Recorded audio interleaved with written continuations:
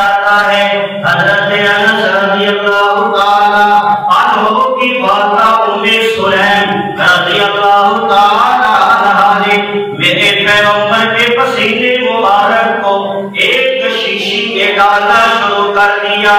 حضرت ام سلیم رضی اللہ تعالی عنہا میرے پیغمبر کے پسینہ مبارک کو جمع کر رہی تھی۔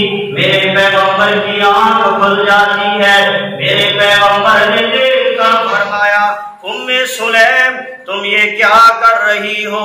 حضرت ام سلیم رضی اللہ تعالی عنہا کہتی ہے یا رسول اللہ صلی اللہ علیہ وسلم میں آپ کے جسم مبارک سے آپ کا پسینہ مبارک جمع کر رہی ہوں۔ ہم آپ کے پسینے کو خوشبو میں ڈال کر استعمال کرتے ہیں۔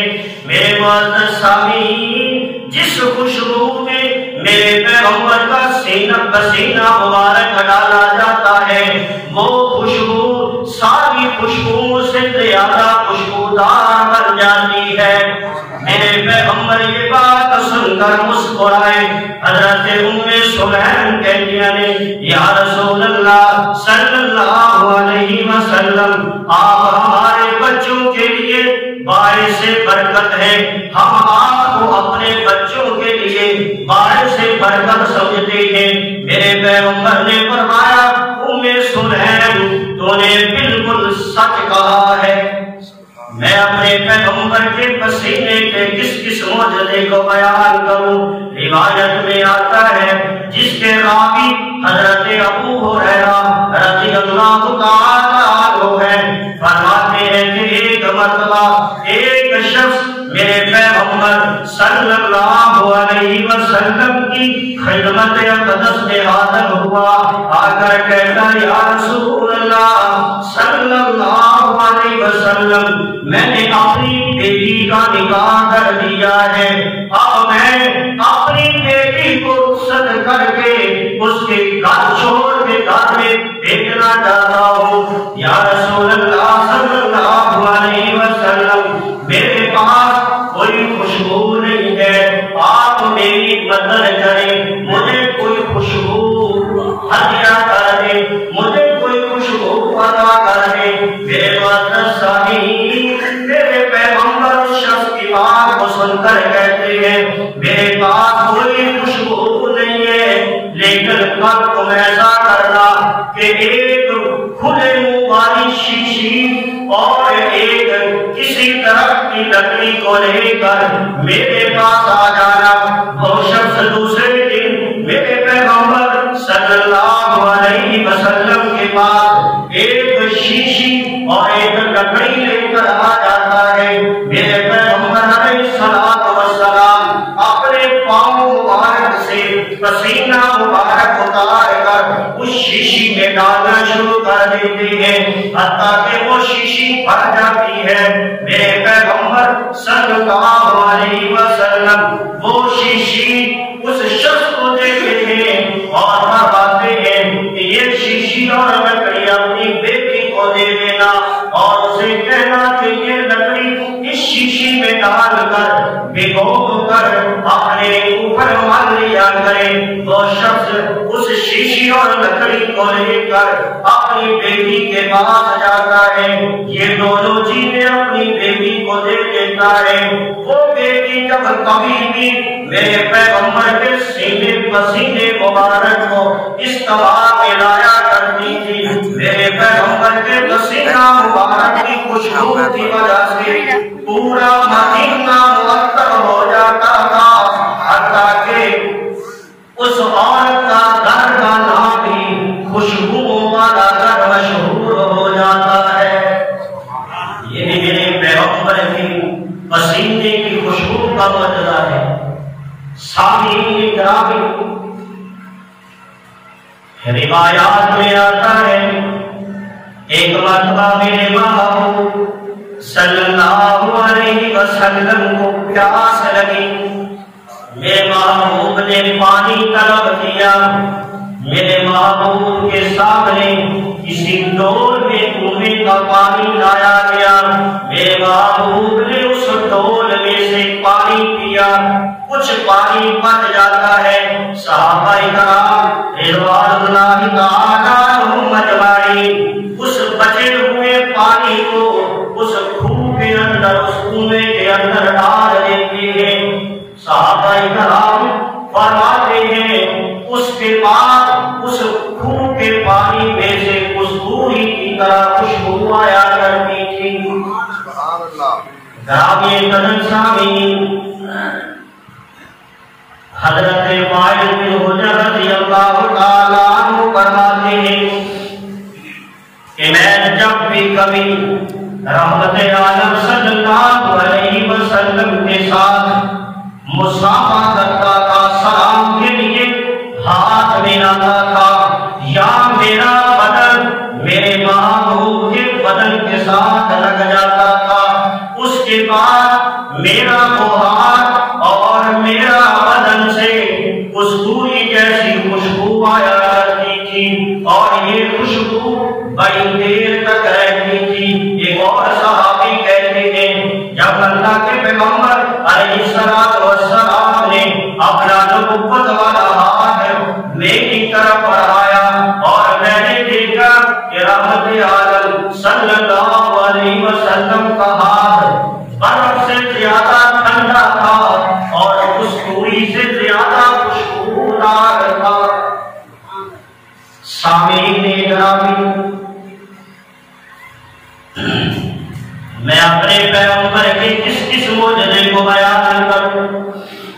میرے پیغمبر جب کسی شخص سے مصافحہ کرتے تھے تو اس شخص کے ہاتھ سے سارا دن خوشبو محسوس ہوتی رہتی تھی، خوشبو آیا کرتی تھی۔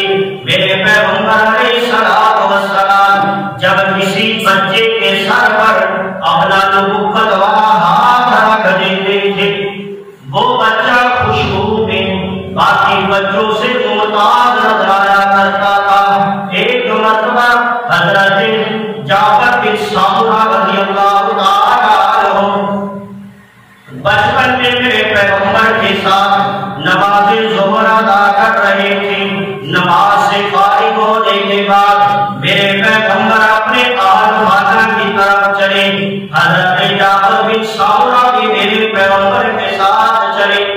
راستے میں چند بچے میرے پیغمبر کے سامنے آ گئے تو میرے محبوب نے اپنا رحمت بھرا ہاتھ پیار اور محبت سے، شفقت بھرے انداز سے ہر ایک بچے کے رخسار پر پھیرا۔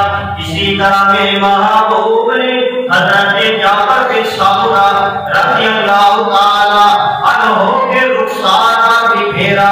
حضرت جعفر بن سمرہ رضی اللہ تعالی عنہ فرماتے ہیں کہ میرے پیغمبر کے ہاتھ سے ان جو خوشبو محسوس ہوتی تھی اس پوری سے زیادہ خوشبو آتی تھی۔ میرے پیغمبر کا ہاتھ مبارک برف سے زیادہ ٹھنڈا تھا اور اس پوری سے زیادہ خوشبودار تھا۔ اس طرح معلوم ہوتا تھا کہ جیسے میرے محبوب نے ابھی کسی عطر فروش کی صندوق سے ہاتھ نکالا ہوا ہے۔ اس طرح میرے پیغمبر کے ہاتھوں سے کستوری کی خوشبو سے بھی زیادہ قیمتی میرے پیغمبر کے ہاتھوں سے اور پورے جسم سے خوشبو آ رہی۔ کون ہے جو میرے پیغمبر کی شان و مقام کا مقابلہ کر سکے؟ دنیا میں کوئی ہے ہی نہیں جو میرے پیغمبر کے شان و مقام کا مقابلہ کر سکے۔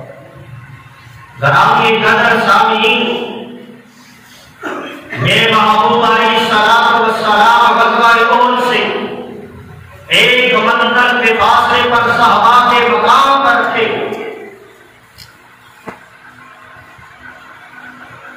تو آپ پر وحی نازل ہونا شروع ہو جاتی ہے۔ میرے پیغمبر کا سر مبارک حضرت علی المرتضی شیر خدا رضی اللہ تعالیٰ عنہ کی گود مبارک میں تھا، اور حضرت علی المرتضی رضی اللہ تعالیٰ عنہ کی عصر کی نماز ادا ہو جاتی ہے، عصر کی نماز فوت ہو جاتی ہے، رہ جاتی ہے، ادھر سے سورج بھی غروب ہو جاتا ہے۔ میرے پیغمبر علیہ الصلوۃ والسلام نے، آپ کے ذہن میں سوال آ رہا ہوگا کہ پھر حضور نے بھی نماز نہیں پڑھی ہوگی۔ میرے پیغمبر علیہ الصلوۃ والسلام نے وحی کے احکام نازل ہونے سے پہلے عصر کی نماز پڑھ لی تھی، اس کے بعد وحی نازل ہونا شروع ہوئی۔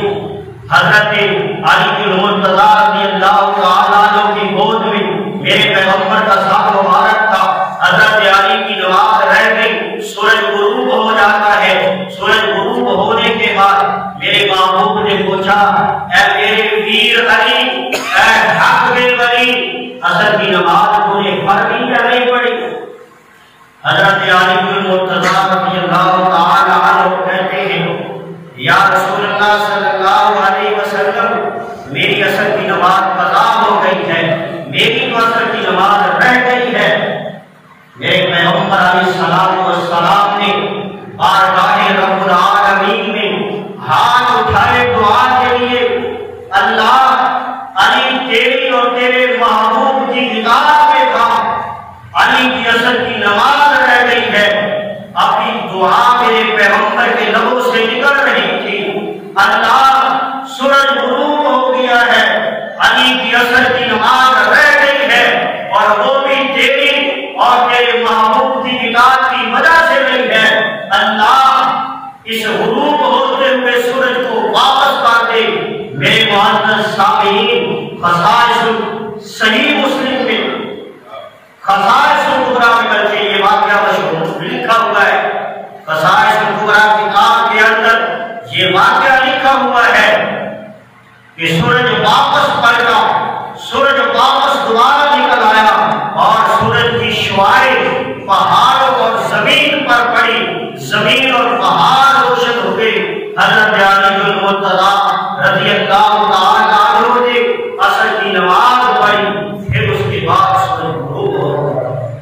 یہ بھی میرے پیغمبر علیہ السلام کا معجزہ ہے۔